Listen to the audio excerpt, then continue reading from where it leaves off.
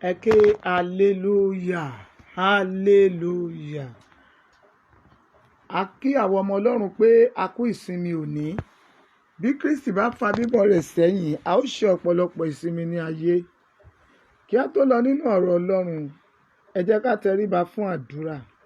Ní orúkọ Jésù, Ọlọ́run onímájẹ̀mú ńlá, àwa dúpẹ́ lọ́wọ́ rẹ fún ìdásí àti ìdáàbòbò ẹ̀mí wa. Pàápàá tí ẹ mú wa rí ọjọ́ ìsinmi ti òní ní ayọ̀ àti ní àlàáfíà. Fún Ọlọ́run tó dára sí wa tó pa wá mọ́. Fún Ọlọ́run tó ṣe ojú rẹ̀ tó mọ́lẹ̀ sí wa lára. Fún Ọlọ́run tí kò fi wá fún ibi láti ṣẹlẹ̀ sí wa. Fún Ọlọ́run tí kò gbà kí ọ̀tá orí wa mú. Òní jẹ́ Sunday èkejì nínú oṣù kẹwàá. Àwa mú ọpẹ́ wá o. Ọlọ́run tẹ́wọ́ gba ọpẹ́ wa. Olúwa tẹ́wọ́ gba ìyìn wa. Bàbá a ti dé ní òwúrọ̀ yìí, a fẹ́ ké pe orúkọ rẹ. Bí a ti ń pè ọ́, Olúwa máa dá wa lóhùn. Àdúrà wa àti ọ̀rọ̀ tá ó gbọ́ lórúkọ Jésù, Olúwa jẹ́ kó so èso rere nínú ayé wa. Lórúkọ Jésù, bí a ti ń pè ọ́, Olúwa jọ̀ọ́ fi àánú rẹ fi dáhùn sí ọ̀rọ̀ ayé wa. Ògo ni fún orúkọ rẹ. Nínú ọ̀rọ̀ rẹ fi ara rẹ hàn. Jẹ́ kí ọ̀rọ̀ ẹnu mi àti ìṣàrò ọkàn àwọn ènìyàn rẹ kí ó jẹ́ ìtẹ́wọ́gbà létí rẹ. Ní orúkọ Jésù Olúwa wa. Àmín, àmín, àmín ní orúkọ Jésù. Praise the Lord. Hallelujah. Àwọn ọmọ Ọlọ́run, ohun tí a fẹ́ fi bára wa sọ̀rọ̀, tí a sì fẹ́ gbàdúrà lé lórí ni pé Olúwa fi ìsinmi fún ọkàn tí ó ń pòrúru. Ìsinmi fún ọkàn tí ó ń pòrúru. Ẹnìkan ṣoṣo ló ní ìsinmi yẹn lọ́wọ́. Òun ni Kristi olùgbàlà. Bí ọkàn tilẹ̀ ń pòrúru, ẹnìkan ṣoṣo ló lè fún ọkàn ní ìbàlẹ̀ ọkàn. Òun náà ni Jésù olùgbàlà. Gẹ́gẹ́ bí a ti rí kà nínú ìwé mímọ́, nínú ìwé Matthew, èyí ni àyọkà wa fún òní, orí 11 ẹsẹ̀ 25 títí dé ẹsẹ̀ 30. Matthew chapter 11. I will read from verse 25 to 30. Ẹ gbọ́ ọ̀rọ̀ Ọlọ́run. Lákòókò náà ni Jésù dáhùn. Ó sì wí pé, mo dúpẹ́ lọ́wọ́ rẹ bàbá, Olúwa ọ̀run òun ayé, nítorí tí ìwọ pa nǹkan wọ̀nyí mọ́ kúrò lé ojú àwọn ọlọ́gbọ́n àti amòye. Ìwọ sì fi hàn fún àwọn ọmọ ọwọ́. Gẹ́gẹ́ bẹ́ẹ̀ náà ni bàbá, nítorí bẹ́ẹ̀ ni ó tọ́ ní ojú rẹ̀. Ohun gbogbo ni a fi fún mi láti ọ̀dọ̀ bàbá mi wá. Kò sì sí ẹni tí ó mọ ọmọ bí kò ṣe bàbá. Bẹ́ẹ̀ ni kò sí ẹni tí ó mọ bàbá bí kò ṣe ọmọ, àti ẹnikẹ́ni tí ọmọ fẹ́ fi hàn fún. Ẹ wá sọ́dọ̀ mi, gbogbo ẹ̀yin tí ń ṣiṣẹ́, tí a sì di ẹrù wíwo lé orí. Èmi ó sì fi ìsinmi fún yín. Ẹ gba àjàgà mi sọ́rùn yín, kí ẹ sì máa kọ́ ẹ̀kọ́ lọ́dọ̀ mi, nítorí onínú tútù àti onírẹ̀lẹ̀ ọkàn ni èmi. Ẹ̀yin ó sì ní ìsinmi fún ọkàn yín, nítorí àjàgà mi rọrùn, ẹrù mi sì fúyẹ́. Ẹ jẹ́ ká gbọ́ ọ̀rọ̀ Ọlọ́run yìí ní èdè Gẹ̀ẹ́sì. Ó kà báyìí. The Bible says, "At that time Jesus answered and said, I thank thee, O Father, Lord of heaven and earth, because thou hast hid these things from the wise and prudent, and hast revealed them unto babes. Even so, Father, for so it seems against in the spirit, it seems good of my Father, and no man knoweth neither knoweth any man the Father save the Son, and he to whomever the Son will reveal him. Come unto me, all ye that labor and are heavy laden, and I will give you rest. Take my yoke upon you, and learn of me, for I am meek and lowly in heart, and ye shall find rest unto your soul. For my yoke is easy, and my burden is light." Àwọn ọmọ Ọlọ́run, Bíbélì wí pé ó ní àjàgà mi rọrùn, ìjà wa ó tán. Ọlọ́run ṣetán ìpọ́njú wí nínú ayé wa. Ẹ̀yin ọmọ Ọlọ́run, Ọlọ́run nìkan ló lè fún èmi àti ìwọ ní ìsinmi o. Níbikíbi yòówù kí ọkàn wa ti lè máa pòrúru. Ó ti sọ fún wa, ó ní àjàgà yẹn ó lé ó rọrùn, ẹrù yẹn sì fúyẹ́. Ìyẹn ni pé gbogbo ohun tó jẹ́ ìnira nínú ayé mi àtiwọ́, Ọlọ́run ṣetán láti mú kúrò. Ọlọ́run ṣetán láti fún wa ní ìsinmi ọkàn. Mo sọ ní orúkọ Olúwa, ní àkókò tí ìsinmi rẹ bá tó, àjàgà ìbànújẹ́ ò ní bá ọ rìnrìn àjò. Bí Olúwa ti ń bẹ tẹ́mi rẹ̀ wà láàyè, ní àkókò tó yẹ kémi àtiwọ́ ní ìsinmi níwájú Olúwa, àjàgà ẹkún kò ní dìmọ́ ẹrù wa. Ọlọ́run wà láàyè láti mú kí àjàgà wa kó fúyẹ́, nítorí pé ó sọ fún wa, ó ní ká wá sọ́dọ̀ òun Ọlọ́run, gbogbo ẹni tí ń ṣiṣẹ́ tí a sì di ẹrù wúwo lé lórí. Ẹrù wúwo wo ni ayé dìlé mi àtiwọ́ lórí? Èyí tó ń wò pé nígbà wo ni ẹrù yìí máa tó kúrò lọ́rùn rẹ. Àjàgà yẹn rọrùn, ẹrù Kristi yẹn ni o. Ọlọ́run sì máa gbé gbogbo àjàgà yẹn, ó máa gbé fo ayé wa dá, tó bẹ́ẹ̀ gà tó máa fún wa ní ìsinmi. Ọlọ́run wà láàyè, nítorí pé àwa ti mọ Ọlọ́run. Ó sì dandan bí a ti jẹ́ ọmọ Ọlọ́run, ó yí dandan kí Ọlọ́run jẹ́ bàbá fún wa. Ọlọ́run tó sì jẹ́ bàbá fún èmi àtiwọ́, ó ṣetán láti gbé ẹrù ayé wa. Ohun tá a nílò ni láti fi ayé wa sílẹ̀ fún. Sí Ọlọ́run lákòókò tó wọ̀ àti ní àkókò tí kò wọ̀. Máa ké pe Olúwa, òun nìkan ló lè ṣe o. Òun nìkan ló lè fún wa nísinmi. Òun nìkan ló lè ṣàánú fún wa. Ó gbọ́ olórin ni, ó ní wá sọ́dọ̀ Jésù. Àjàgà yẹn rọrùn, ó fúyẹ́. Òun nìkan ló lè gbé àjàgà wa. Torí náà bá Jésù sọ̀rọ̀ pọ̀ lónìí o. Àjàgà yẹn rọrùn, ó sì fúyẹ́. Àjàgà yẹn rọrùn, ó sì fúyẹ́. Ọlọ́run nìkan ló lè bá wa gbé. Kìkì dáhùn tá a nílò ní pé ká fi ara wa sílẹ̀ fún, ká máa ṣe ìfẹ́ rẹ̀. Ẹ gbọ́, ó ti sọ fún wa nínú ọ̀rọ̀ rẹ̀, ó ní ohun gbogbo tí a fi fún mi láti ọ̀dọ̀ bàbá mi wá, kò sì sí ẹni tí ó mọ ọmọ bí kò ṣe bàbá, bẹ́ẹ̀ ni kò sí ẹni tí ó mọ bàbá bí kò ṣe ọmọ, àti ẹni tí ọmọ rẹ̀ fi hàn fún un. Ìyẹn ni pé Jésù ni olùgbàlà. Òun ló lè máa fi wá hàn níwájú bàbá ní gbogbo ìgbà pé lágbájá ohun tó ń là kọjá rẹ̀, Olúwa bá mi tán, yóò sì tán. Torí náà èmi àtiwọ́ ohun tá a nílò ní láti máa ké pe orúkọ Olúwa nígbà tó wọ̀, nígbà tí ó wọ̀, lákòókò tó ń dùn àti ní àkókò tí kò dùn. Ìwọ gbé gbogbo àjàgà yẹn síwájú rẹ̀. Ó ṣetán láti gbé ẹrù ayé wa, yóò sì fún èmi àtiwọ́ ní ìsinmi. Àwọn ọmọ Ọlọ́run ní ọjọ́ ìsinmi, ẹ jẹ́ ká lọ sí ilé ìjọsìn wa gbogbo. Ẹ jẹ́ ká jọ lọ fi ọpẹ́ fún Ọlọ́run tó dára sí wa. Ẹ jẹ́ ká lọ yìn nínú ẹwà ìwà mímọ́ rẹ̀. Ẹ jẹ́ ká jọ lọ fi ọpẹ́ fún, nítorí pé ó ti sọ fún wa wípé òun nìkan ló lè bá wa gbé ẹrù ayé wa. Bí ó ti lè wù kí ẹrù yẹn wúwo tó, ìwọ gbé tọ̀ Jésù lọ láàárọ̀ yìí, ó máa fúyẹ́ rẹ̀. Kò sóhun tí ò lè ṣe. Ó ní èmi ni Ọlọ́run gbogbo ẹran ara. Ó ní ǹjẹ́ ohun kan ṣòro fún mi bí? Kò sí nǹkan tó ṣòro fún Ọlọ́run láti ṣe o. Ó ṣetán láti gbé àjàgà ayé rẹ. Ó ṣetán láti gbé ẹrù ayé rẹ. Ó gbórí yẹn ni, ó ní dí Jésù mú. Ṣàgbẹ́kẹ̀lé, yóò gbà ọ́, ojú kò ní tì ọ́. Ìwọ ṣáà ti di Jésù mú.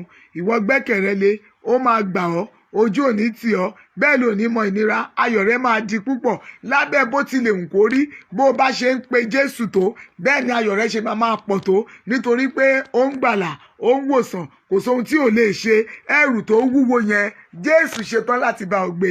Bí Olúwa ti ń bẹ, tí ẹ̀mí rẹ̀ wà láàyè, yóò bá èmi àtiwọ́ gbé ẹrù ayé wa. Ó ti ní ká wá sọ́dọ̀ òun. Torí náà ẹ jẹ́ ká lọ sọ́dọ̀ Kristi lówùúrọ̀ yìí, torí pé gbogbo ẹrù tá a rù yẹn, tá a rò pé ó wúwo, tá a fẹ́ fi ìrònú ṣera wa léṣe yẹn, Jésù máa bá wa gbé ẹrù yẹn, nítorí pé ó fúyẹ́ níwájú rẹ̀. Ó gbólórin, ó ní ó wúwo mélè gbé, ó wúwo mélè gbé, àjàgà yìí máa wúwo mélè gbé, ó wúwo mélè gbé. Jésù nìkan ló lè bẹ gbé àjàgà yẹn. Bó sì ti ń gbé lọ síwájú rẹ̀, yóò gbé ẹrù rẹ̀ á fúyẹ́, ayé rẹ̀ yóò sì nítumọ̀, ọkàn rẹ̀ yóò sì balẹ̀, ìdùnnú yóò sì jẹ́ ìbàlẹ̀ ọkàn fún ọ. Bẹ́ẹ̀ sì ni yóò fún ọ ní ìsinmi. Ọkàn tó pòrúru yẹn, ó ṣetán láti gbé parí gbogbo ohun tó wà níbẹ̀, gbogbo ohun tó mú kọ́kàn rẹ̀ pòrúru, ètò mú káyà rẹ̀ máa ga, ìrònú tó ń rò yẹn,